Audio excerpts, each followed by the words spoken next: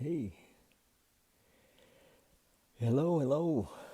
It's a, um, I had at one time said that we're going to try to do this at 9 in the morning, and sometimes at 9 in the morning I'm just not. It just isn't there. So here it is now. I don't know what time it is. It must be around 1 o'clock, and and I've spent the last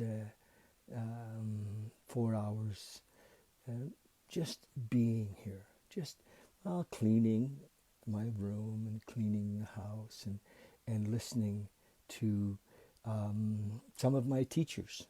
And I wanted to share with you that um, let's imagine, just for the sake of this conversation, that you are interested in awakening. And the term awakening isn't foreign to you. There's like, there's something beyond the state that most of us are living in. And so you want to live in that state beyond the state that most of us are living in. And the state that most of us are living in is a state of good and bad and right and wrong and judgment and fear and anger sometimes and trying to get,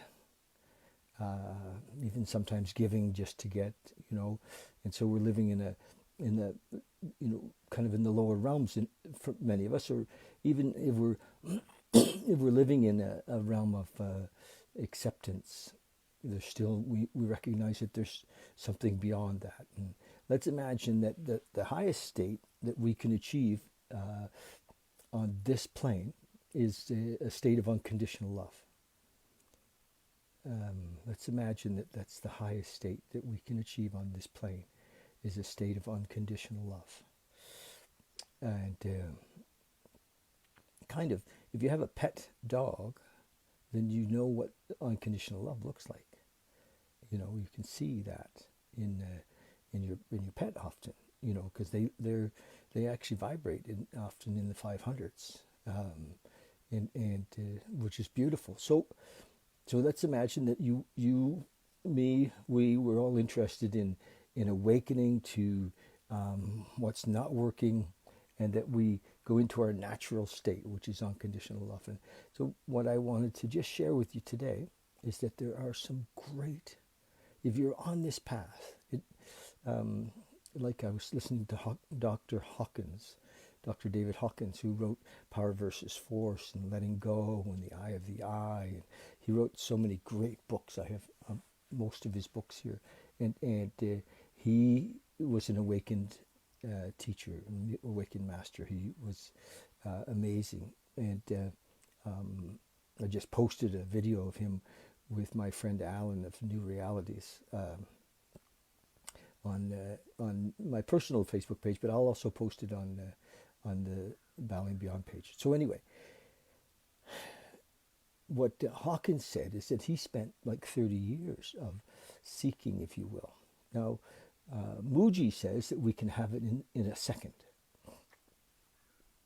And I believe that. I know that. I've had experiences where I've dropped into nothingness, into spaciousness, into isness, into the great, I don't even know how to describe it, and felt the presence, and so Muji's amazing. To spend time with Muji, I often listen to him, because I believe he's vibrating at unconditional love or beyond. Hawkins says that beyond unconditional love, in his scale, if you watch Hawkins, his scale, he has a scale of consciousness, which is amazing because it helps us to see where we are at. And, I find it difficult sometimes because I feel like sometimes I'm, I back and forth. I'm in the lower realms. I'm, in my head worrying, or, it happens. And I'm like, oh, gosh, I'm so self-centered. and anyway, being aware of that allows us to let it go. Being aware of our self-centeredness, our selfishness, our fear, our anger, our guilt and our shame. We have awareness around that. The story that the mind makes up, and we even have an awareness that we're not our mind. Those are the little things that start to wake us up. We're like, oh my gosh, I'm living here in this body. We're not our body, but we're living in the body, and I have a mind. We're not our mind, but it's a kind of running the show, and it's a bit crazy. Some of you might relate to the crazy mind, but so hanging with guys like Hawkins, and I listened to what's her name, interview Hawkins today. Oh gosh, I can't remember her name. Anyway, so I listened to probably an hour and a half of Hawkins today, and it's just, he's so amazing, and so I want to encourage you to, right now, if your interest is in awakening, be with people who are on the same path. Don't, hang all the time with people who aren't and complain. Be with people who are on the same path. And if you can't find them locally, find them online. They're so available to us. So Hawkins is one, Muji is another. I love Alan Watts. You could be with Alan Watts for hours. All his stuff was recorded. It's so beautiful. Ram Dass is beautiful. I mean, there are many. And if you think of others, post them here. Who do you think are the awakened, enlightened teachers, and that are helping us lift the vibration of the whole planet? And if the one thing that's, I don't know what's important, nothing's really that important, but imagine though, if you're working on you to become awakened and for your vibration to move up into unconditional love, you lift the whole planet. You do. You lift the whole planet, and you get past cause and effect just to isness, past making meaning, judging, living in a world of right and wrong, into just is.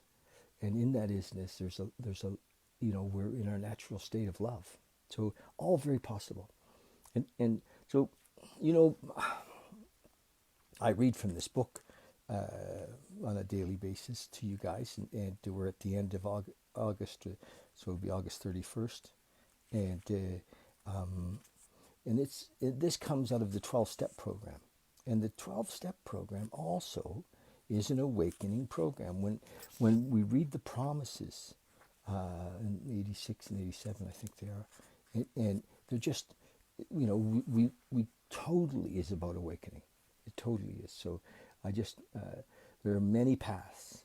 And because you're, say, on the 12-step path doesn't mean that there's nothing conflicting in Hawkins. Hawkins actually was a 12-step guy. There's nothing conflicting in Muji or Alan Watts or Ram Dass. They're not.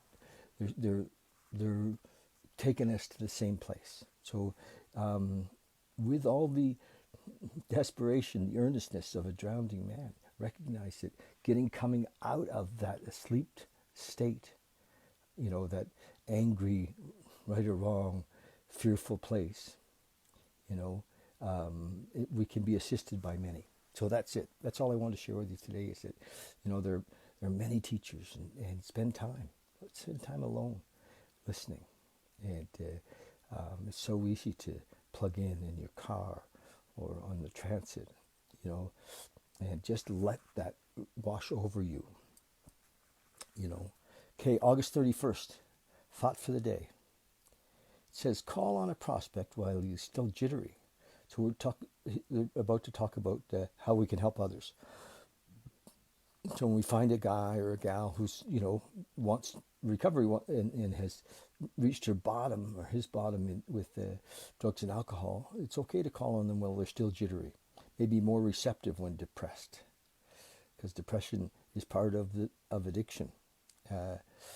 See him alone if possible. Tell him enough about your drinking habits, symptoms, and experience to encourage him to speak of himself. So these are the directions on how to help others. If he wishes to talk, let him do so. If he is not communicative, talk about the Talk about the troubles liquor has caused you. Being careful not to moralize or lecture. When he sees you know all about the drinking game, because we're basically at the lower end of the scale. You know, we're pulling guys out of the pit when they're hit the bottom with drugs and alcohol. You know, it's great work, but it's sometimes disheartening because it's hard to see when you're down that low that there's a possibility to live happy, joyous, and free. And